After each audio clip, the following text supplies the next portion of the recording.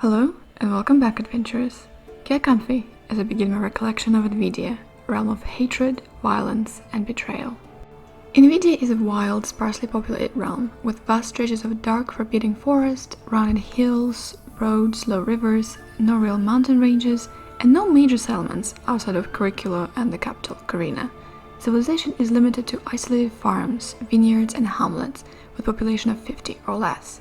Invidia's inhabitants are a suspicious and insular lot. In the north, the ancient oaks and firs of Ducal Forest, so named because they were originally the exclusive territory of Duke Gundar, the murdered ruler of the annexed domain of Gundarak, harbor the Gundarakite rebels, Vistani refugees, outlaws, and other undesirables, including rumors of wolveries. Lord Molocula wishes to pacify these woods and drive out their inhabitants, but so far, the renegades, as well as the wood's wild animals and monstrous residents, have frustrated the tyrant's plans. Among Eastern Invidians, the Ducal Forests have been synonymous with the danger and death since the day Duke Gundarak claimed it, and few would go there willingly. The realm's capital city, Carina, lies at the south end of Wolfwood, also called the Wolfwood. The forest's proximity to Invidia's largest settlement makes the Wolfwood reasonably safe for travel and settlement. Despite its ominous name, and the majority of the land's villages and farms are located within a day's ride of Carina. The woods are sometimes traveled by wolves, lycanthropes, according to some peasants, and undead, but Lord Molocula's troops are quick to respond to such immediate threats. Between the Gundar and Naro rivers lie the Mantle Woods, another tangled and inhospitable wilderness, shunned and almost entirely unsettled, save for the occasional brave hunter or foolhardy traveler. Once part of Gundarak, the Mantle Woods are a great mystery to the Invidians and the subject of many legends.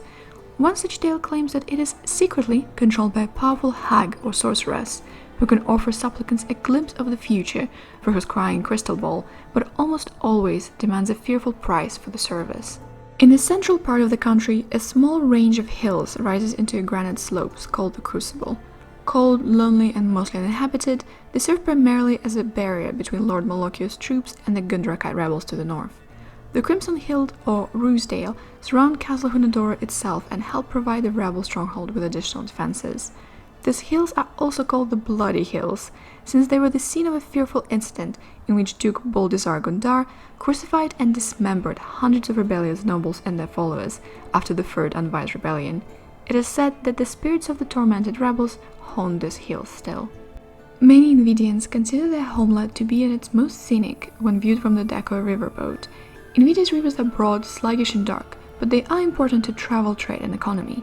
The two major rivers are the mighty Musardi, which has carved a fertile valley for the realm's central portion, and the Gundar, which links Invidia to its uneasy neighbor, Barovia. Most Invidian towns and villages are clustered along the Musardi's banks.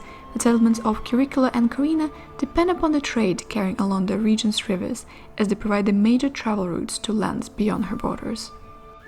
The capital, Carina, sits along the northern bank of the small Noiseti River, well patrolled and settled. The Carina Valley to the north of the city is probably the richest and safest region in the realm. Invidia's climate is temperate, with long, pleasant summers, wet springs, and cold, rainy winters. In the fall, the vast forests burst into color. Harvest time is a joyful occasion, with many raucous celebrations and much drinking and singing. Then people stay indoors during the late fall and winter, emerging only out of necessity, spending most of their time huddled around fires, desperately trying to hold the cold at bay. Invidian architecture varies depending on the size and wealth of the individual village. In small rural settlements, stone or wood and plaster huts with wooden or thatched roofs dominate. In Curricula, Carina, and some larger villages, buildings are reminiscent of the Barovian style, with steep gabled roofs covered in black wooden shingles. When night fogs creep through the streets of Carina, the sight is grim and forbidding indeed, as the chill seeps through the doors and windows and causes occupants to shiver and draw their blankets closer. In the forests, fallen timber disintegrates quickly on the moist floor, sprouting with mushrooms and other lichen. Several types of shell fungi sprout from the trees. Some are quite colorful, with rich browns, yellows, and oranges. But most notable of this fungi is a nondescript grey polypore called hermit shawl, which can be turned into a potent sleeping potion, and in higher concentrations, a poison that causes a death-like coma that can last for days or weeks. Hermit shawl is said to be used to simulate death in those who wish to disappear or escape their foes, But there are many tales of such schemes backfiring and ending with the victim returning to awareness only to find themselves buried alive. Some Invidians keep orchards of apple and pear trees. A few of these orchards still exist in the hills near Curricula, but since the Great Upheaval, many have been abandoned. These old orchards are slowly returning to their natural state and lie choked with brush, their fences rotting away, their barns and farmhouses collapsing. South of the Musardi River, the grim spirit of Sisyphus has spread to the Brad Forest, where the trees are thick and seem intent on actively preventing intruders from entering. Mobile carnivorous trees are said to inhabit this region, as causing most Invidians to avoid the forest. Even the mundane creatures of Invidia represent a challenge to the lone travelers. Great packs of wolves roam the realm's forests and hills, and many accounts speak of travelers being stalked by the beasts, which keep pace but never attack unless an animal or a party member falls behind. Unlike the beasts roaming many of Invidia's neighbors, these wolves do not seem to carry a malign taint, but are simply influenced by hunger and instinctive drive to hunt. Not so the realm's unnatural beasts, which hold the wilderness with a ferocity that sometimes implies malign intelligence and hatred of civilization. Invidia legend is rife with lycanthropes and other shape-changing monsters.